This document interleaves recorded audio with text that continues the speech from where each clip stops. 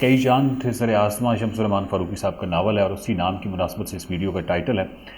लेकिन जो है इस वीडियो का जो मकसद है वो बेसिकली कितने नंबर ऑफ़ मून्स हैं और उसमें उस तरफ जाने से पहले कि कितने चांद हैं और वो वगैरह, हम सबसे पहले ये देखते हैं कि ये जो चांद इस वक्त आप देख रहे हैं ये बड़ा ही खूबसूरत चांद है।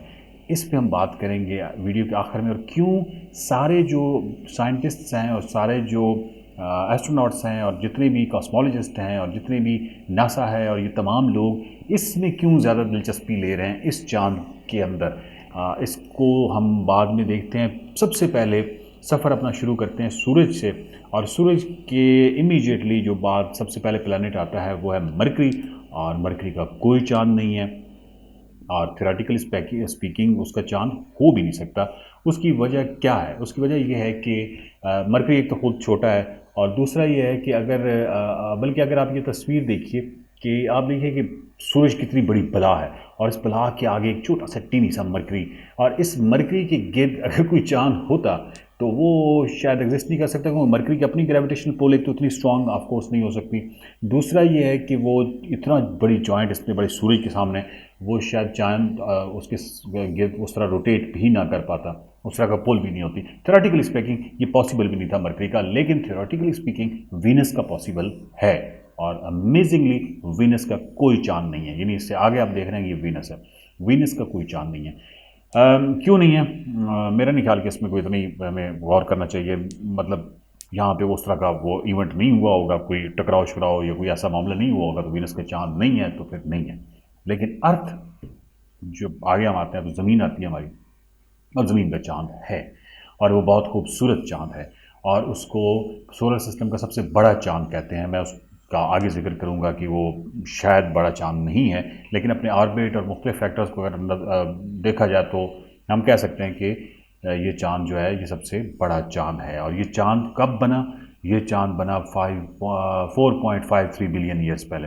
4.53 बिलियन ईयर्स पहले और 4.54 बिलियन ईयर्स तक पहले तकरीबन अर्थ का वजूद, ज़मीन का वजूद और सोलर सिस्टम का वजूद आता है। और इसी दौरान यानी तकरीबन हमें ऐसा लगता है जैसे कि एक ही टाइम पे है, लेकिन इनके दरमियान में फ़र्क है। और जो मून है वो को तकरीबन 60 मिलियन ईयर्स बाद में पैदा होता है, और ये कोई इतना बड़ा पीरियड नहीं है। 60 मिलियन ईयर्स क्या है, मतलब 6 करोड़ साल, तो कॉस्मिक उसमें देखा जाए तो वो कोई इतना बड़ा नहीं है। मतलब ये बहुत ही, यानी आप ये समझिए कि 4 अरब 53 करोड़ 4 अरब 54 करोड़ साल पहले तकरीबन अर्थ और ये सारा सोलर सिस्टम वजूद में आता है, और ज़मीन मुकम्मल तौर पे एक लावा होती है और एक सेलेस्टियल बॉडी, बहुत बड़ी बॉडी जो है वो कोई आके टकराती है 60 मिलियन ईयर्स के बाद, और उसके बाद बहुत सारा मटेरियल जो है वो बाहर निकलता है, और उसके बाद वो मटेरियल खुद ग्रैब करना शुरू कर देता है। और फिर अगेन वो चांद, और एक चांद के हवाले से हम एक अलग वीडियो बनाएंगे जिसमें हम देखेंगे कि बेसिकली चांद की सिग्निफिकेंस क्या है अर्थ के हवाले से। लेकिन इस वक्त हमारा मकसद थोड़ा सा आगे जाना है, क्योंकि हमने चांद गिनने हैं। तो आगे जो है वो मार्स आता है, मरीख, और मरीख के 2 चांद हैं, एक है फोबोस और एक है डीमोस। और फोबोस जो है वो फोबोस फोबिया, ठीक है जी।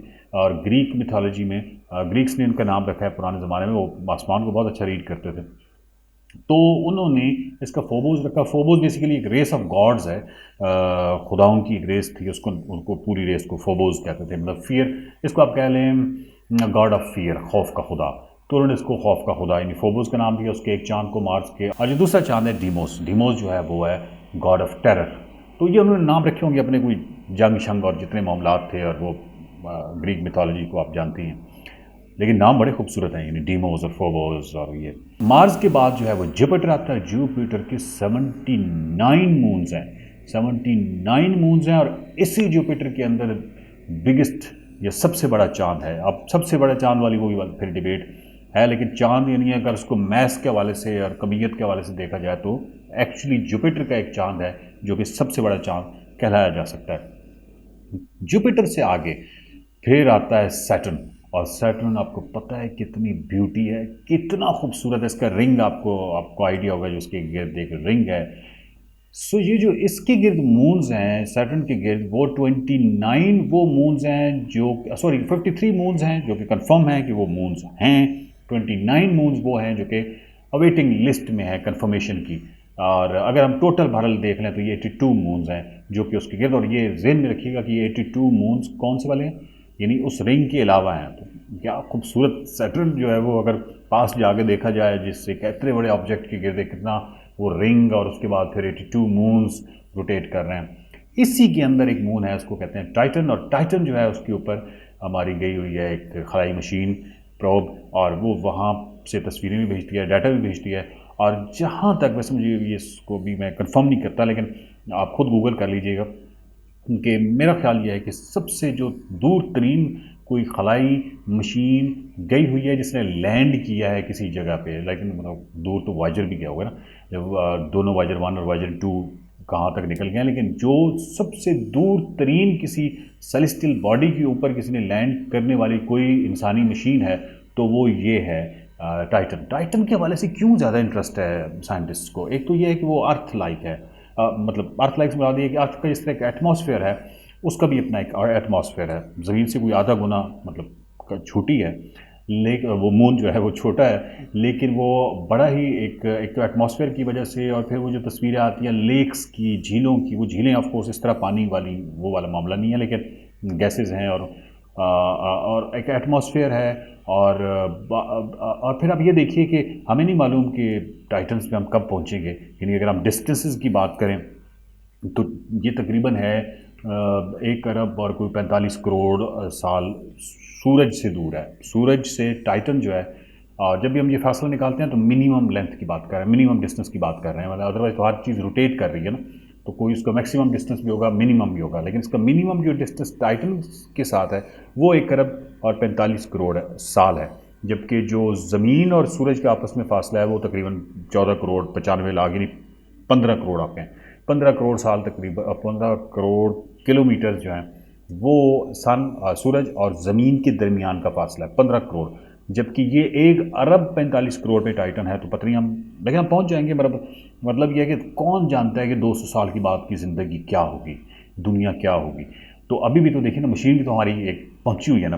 تو دیکھنا یہ ہے کہ ذرا آپ تخیل میں لائیے کہ جب کبھی انسان ٹائٹن پہ پہنچے گا تو وہ منظر کیا ہوگا. یعنی آپ سوچ نہیں سکتے کہ آپ جو یعنی سامنے سیٹرن اس کا رنگ، اور سیٹرن سے جو فاصلہ ہے اس کا ٹائٹن کا وہ تقریباً 12 لاکھ کلومیٹر ہے. اور اگر 12 لاکھ کلومیٹر کو آپ نے ویژولائز کرنا ہے تو اس کے لیے میں آپ کو ایک آسان سی چیز بتاتا ہوں. مثلا جس طرح مون ہے، ہمارا چاند اور ہمارے درمیان میں جو فاصلہ ہے وہ ہے 3,84,000 کلومیٹر، اور سیٹرن اور ٹائٹن کے درمیان میں جو فاصلہ ہے وہ 12 لاکھ کلومیٹر ہے. لیکن سیٹرن بلا بہت بڑی ہے، ہیوج. اور پھر آپ یہ دیکھیے کہ کبھی انسان وہاں پہنچا تو سوچئے، ایک تو وہ 82 مونز آلریڈی اس کے گرد چکر لگا رہے ہیں، وہ منظر کیا ہوگا.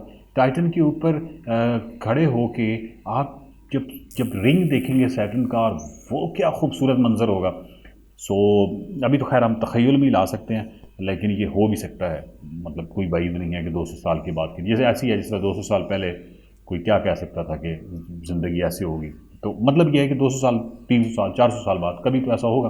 تو بیوٹیفل ٹائٹن جو ہے وہ کیا خوبصورت ترین مون ہے. اس کے بعد جو ہے وہ یورینس ہے. یورینس کے تو 27 مونز ہیں، اور یورینس کے بعد نیپچون ہے، اور نیپچون کے 14 مونز ہیں. اس طرح یہ ٹوٹل نمبر آف مونز جو ہیں وہ کوئی تقریباً 187 مونز بنتے ہیں پورے سولر سسٹم میں. اور اس میں جو سب سے خوبصورت چاند کون سا ہے؟ اگر تو ہم تھوڑا سا تعصب کا مظاہرہ کریں تو پھر تو ہم یہی کہیں گے کہ ہمارے چاند جیسا کوئی چاند نہیں ہے. لیکن میرا خیال ہے کہ ٹائٹن جو ہے اس کا منظر اور اس کی خوبصورتی کہیں زیادہ خوبصورت ہوگا. بہرحال یہ فیصلہ میں آپ پہ چھوڑتا ہوں. دیکھتے رہیے مائنڈ میٹرز. یہ پاکستان میں سائنسی طرز فکر اور عقلی رویوں کو فروغ دینے کی ایک چھوٹی سی کاوش ہے. آپ اس چھوٹی کاوش کو بڑی کاوش میں بدل سکتے ہیں. مائنڈ میٹرز کے یوٹیوب چینل کو سبسکرائب کیجئے، ویڈیوز کو زیادہ سے زیادہ شیئر کیجئے، مائنڈ میٹرز کے فیس بک پیج کو لائک کیجئے.